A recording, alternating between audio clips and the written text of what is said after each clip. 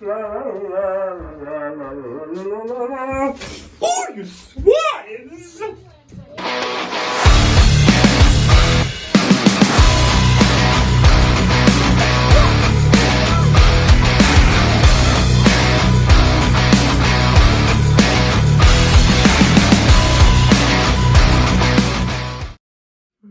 Hello and welcome back to Crow's Geckos. Don't worry, we're not going to be doing anything creepy like teaching people how to wash today. Yeah, yeah, there's about 5 or 6, isn't there, mate? But we are in the bath. We are in the bath. Don't worry, we're not going to do a video of how we wash. Today we're going to do a 2-part video of what we do to set up our colony of feeder animals. So our roaches, and we're going to be doing for the first time locusts. But the first part is going to be setting up what we do for our roach colony. Yeah? Yeah. And we're going to show people what we do, yes? Yeah. Right, so, should we get out of the bath? I think it makes life a lot easier. Yeah. Right, jump out. So, we're going to show everybody today how to set up a roach colony for breeding for your feeders, because we've got, at the moment, our roach colony in this tub, and they've been in there for quite a while. And if I'm being brutally honest, I've kind of neglected them. So we're going to be setting up a whole new tub system. We got this at the shop today, so we're going to be setting them up a whole new tub system, giving them a good clean out and showing you what exactly we do to set them up, keep them healthy and get them breeding so that you've got a whole host of animals to feed your reptiles. Put some of this in it. Not yet. So, what we want to do first, because we just bought this from the shop, we don't know what's in it, so we want to give it a good clean, because the last thing you want is all your dubia roaches at the end of the day dying on you, because that's not the whole point of it. You want them nice and alive, so they're breeding, making babies. So first of all, we're going to give it a good disinfectant spray. Yeah? If you spin this side, everyone can see, Mummy can come in and watch Jessica doing her thing. Give it a good spray all round. All round. All round. There you are. I'll help. Give that a good spray. Just like that. There, one more spray. You got it? Yeah, that'll do. That stinks. Lovely. Let me give you one. Give you one. Give me one. I'll give it a good old clean out. Get all in those nooks and crannies.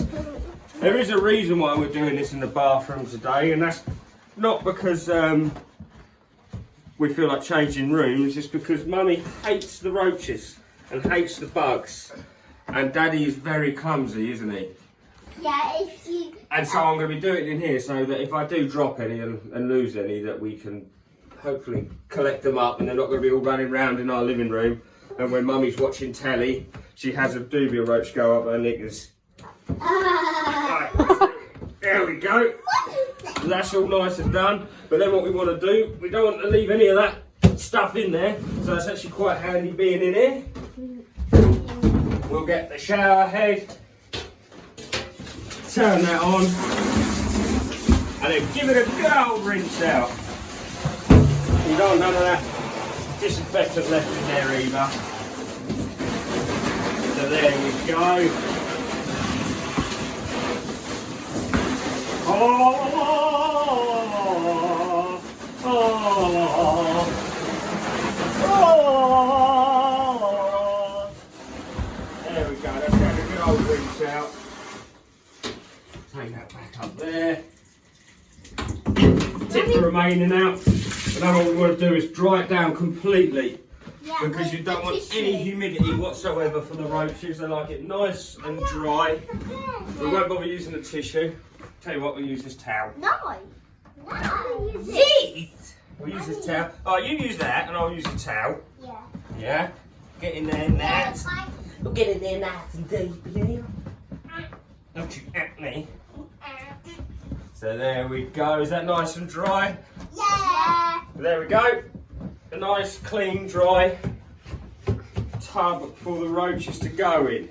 Yeah. Now, if I hang that back up out of the way, I'll tell you what, the fold went terrible. Right, let's put that in there. There's one. Let's get the roaches. Oh. So, I'll open this. let's open the lid. As you can see, I've kind of let it go a little bit in there. So we're going to sort it out for them. I see. Yeah. So I'm going to try and keep most of these, to be honest. Whoa. If I tap that one, we'll give them a tap off to see what we've got for the moment. We'll put them to one side. We'll stack them on the toilet. Oh my, Daddy, look, where's the well. light? So, the best way to tell the sex of a roach Yes. is to look at them. So this one's nice and shiny. This is an adult. Hello. And this one is a female. And I see. And these are all youngsters, all growing out. And I see a And white I've lost one. the female, but we'll tap them off in there. And I see a white one. And tap them off. I'll see if I can get a male and a female next to each other to show you what you want. To set up a roach colony, ideally you need a 3-to-1 ratio. So you need 3 females to 1 male. Now don't think if you've got 3 males, that's a female. Now don't think if you've got 3 males and 1 female that you're going to have a thriving colony within a couple of weeks. You're just there's a male. Daddy once has wings. So the males, as you can see, have the big old wings. He's gone. So if I tap him off in there. So ideally you need to start your colony off quite a few. But yeah, just as long as you keep that ratio, a nice ratio of 1 male to 3 females, you'll do all right. Because otherwise the males will, instead of trying to breed, they'll start fighting. And that's not what you want. You want roaches which are going to breed and not fight. And then after a while you're going to notice that obviously your numbers are going to change once the colony starts establishing itself well. And then you've got to look out for males fighting. And the best way to tell that is just to look at your males. And if they start getting bite marks on their wings, that means you've got too many males in there. So that's a male there. So if you start noticing bite marks and stuff on their wings, you've got too many males. They're fighting rather than breeding. And the best way to sort that out is because obviously you've got these, well, you might just like them as pets, you never know. They are quite cool to be fair. The best way to do it is obviously you're going to have lizards or whatever you're feeding your roaches to. Just get them out, get a few males out and chuck them in with them. And then they'll dispose of them for you. Now they don't usually smell. I mean, this one has got a bit of smell of this colony. I mean, I set this up back October of last year. And ideally, because I wanted to change the tub as well, because we've got this, originally they've been in this clear tub, and they like it nice and dark and stress-free. So this is why I've bought this new tub. Now don't be worried about them if you've got them climbing out or anything, because they are useless climbers unless you've got something piling up over here for them to actually system to get out. They won't be getting out of there. Oh my Christ, they have bred well. So yeah, I've had this since October. I have given it a clean out once, and I've tried a few methods with them. The best way to see if I can get them to breed. Now they do need a heat source to actually breed properly. And one technique I did try, I thought we'd try sticking them in the airing cupboard. But unfortunately, it really slowed down the breeding process. It just wasn't warm enough. And I think it was quite humid in there as well. So it was getting very steamed up in there, which they didn't like. So I ended up changing that. So a lot of people would like to put a heat mat underneath their roaches to give them the heat. And then the heat will warm up the bottom. And if they get too hot, they can climb up these egg crates. This one's absolutely ruined. I think they're getting rid of that. They'll climb up if they're too hot, they'll climb up the egg crates to the top. If they get too cool, they'll go back down to the bottom again. I see a one orange. Oh yeah, it's a little beetle. I don't know how that's got in there. So we've got lots on. Look, there's one that's just that's an albino one that's worth £1 million. No, it's not really. It's just shed its skin. So just tapping them off in here. Now this problem with this is it's going to slow down their breeding cycle a little bit because I've tampered with them, messed them about a little bit, and they don't like being messed about with. If you're trying to breed roaches, patience is a big factor in it, because you're looking to get a good thriving colony like this one. You are looking at months. You're going to have to set this something up like I'm going to be doing now, and completely leave them alone, apart from feeding them, making sure they're all right, for about 3 months before you're going to start getting results like this. I mean, I bought these roaches back in October, and it's August now, so I've had them a while. And I when I bought them, I had about 100, if that, when I bought them. So as it goes to show, patience is the best thing for them. There's one's got squashed. There you go, there's a male that's been squashed. So as you can see, I've kind of let them go a little bit. It's getting a bit dirty in there now, but don't matter too much. So yeah, patience. You've just got to leave them alone. Give them their heat source, make it nice and dark. I mean, this has been a clear tub, which has slowed them down breeding, I think, a little bit. But just leave them alone, let them do their thing. And I mean, considering this has been nearly a year, and this is my second clean of them, I mean, they let off an odour, but nothing horrendous. You're not like the crickets or anything like that. As you can see, we've got all sorts of ages in here, from adults, male, female, to tiny little babies in there. All everywhere. What we want to do is we want to get rid of that, because that'll eat eggs. Oh yeah. A mealworm beetle. Don't know how that got in there. And there's a mealworm in there as well.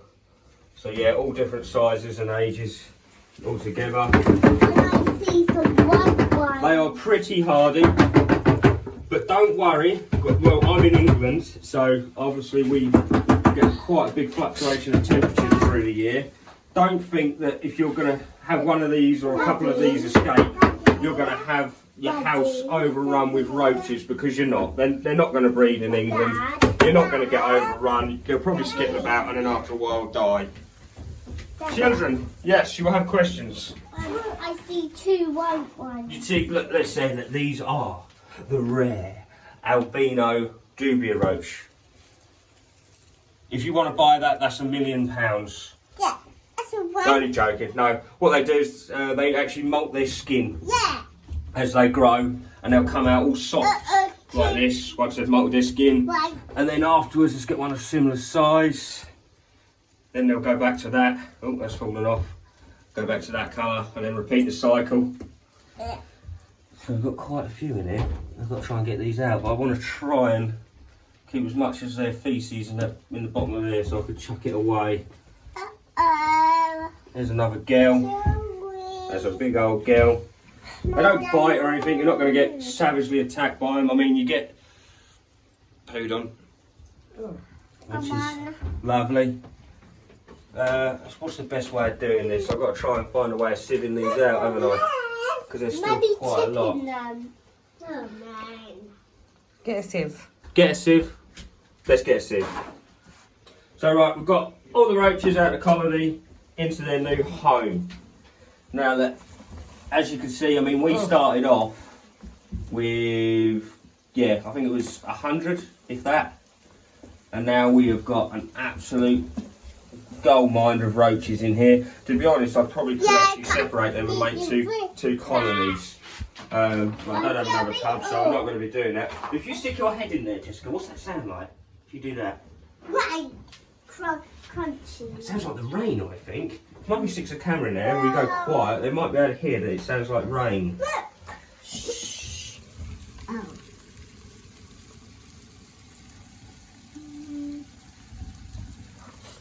So yeah, so now we've got them all in. Right.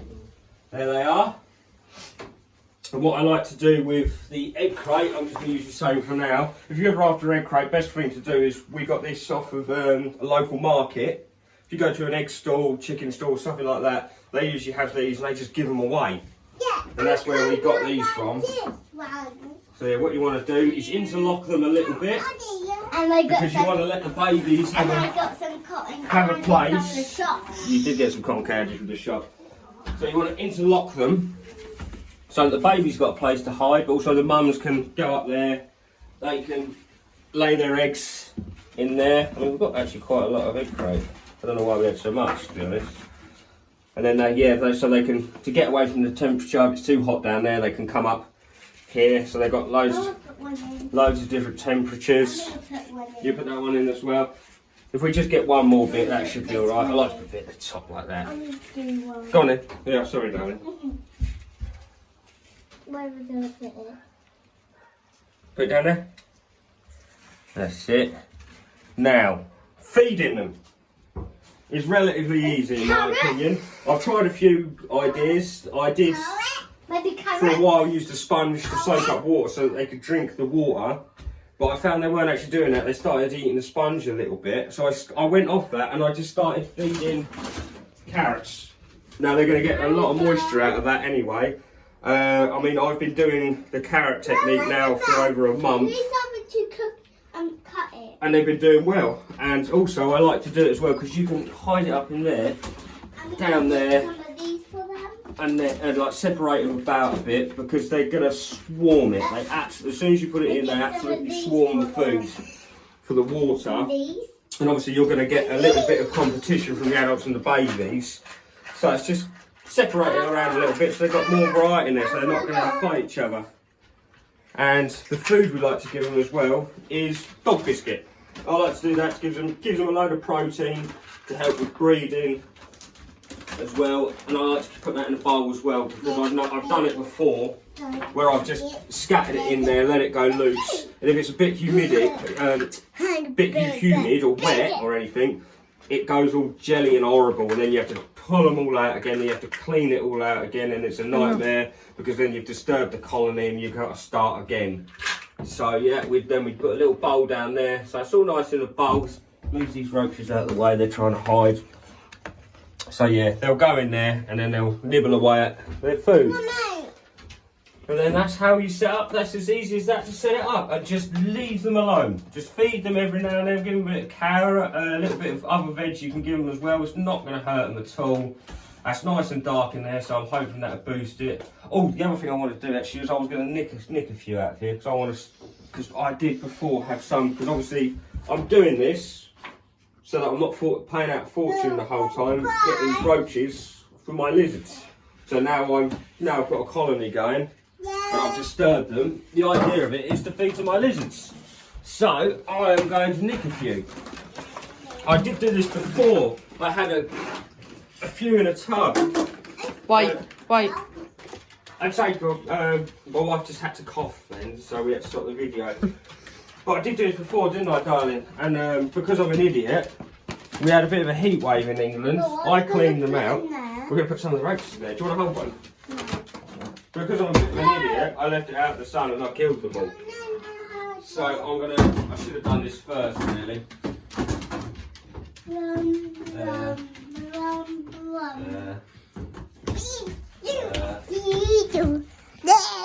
I should have thought about this before I done it. Tell you what, there's a few on there.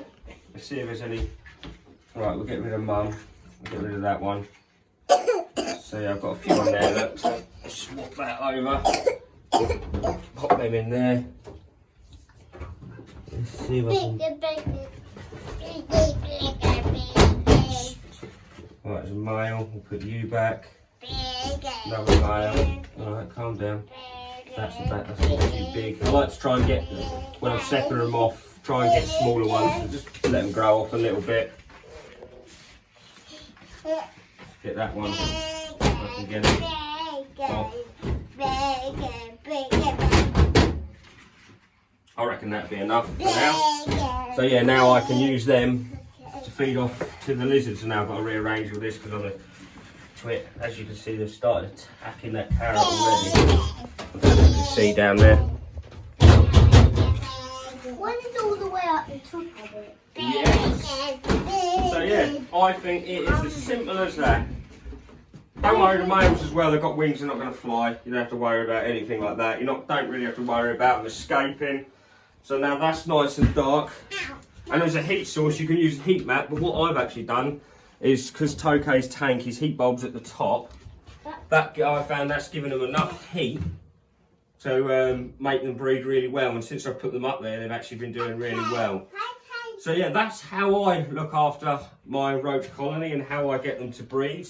It isn't as exact science. I mean, you could go with my idea, but tweak it and do what you can. But yeah, that's how I found success with mine. Part 2, I'm going to be doing locusts. But yeah, that's what I do for our roach colony, don't we? Yeah?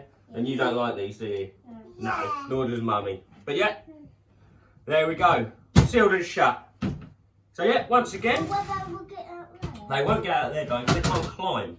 They'll go on there and they'll just fall back in. Okay? So yeah, once again, thank you very much for watching. Stay tuned for part 2, which will be coming up. I'll be filming now, but it'll be coming out a week later because I'm going to run out of content. If you have found this helpful and Another video now. yes, we're going to do part 2 of locusts, yeah? So yeah, if you have found this helpful in any way, please give us a like and a subscribe. Professionally! Yeah! I've ruined it. Yeah? So once again, thank you for watching. And we'll see you again soon. Bye! Bye!